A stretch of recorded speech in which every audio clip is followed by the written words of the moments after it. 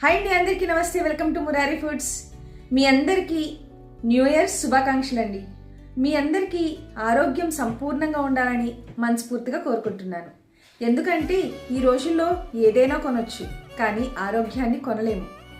కొత్త సంవత్సరం మొదలైంది అంటే అందరూ మార్పు కావాలని కోరుకుంటారు.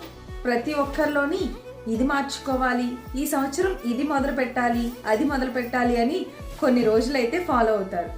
కానీ మీరు తీసుకునే ఏ మార్పు అయినా సరే మీ ఆరోగ్యం గురించి అంటే దాన్ని తప్పకుండా ఫాలో అవ్వండి. ఒక చిన్న ప్రశ్న, ఎవరికి వారే చెక్ చేసుకోండి.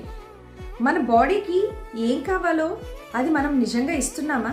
మన ఆరోగ్యం గురించి మనం ఏం మార్చుకోవాలంటారు?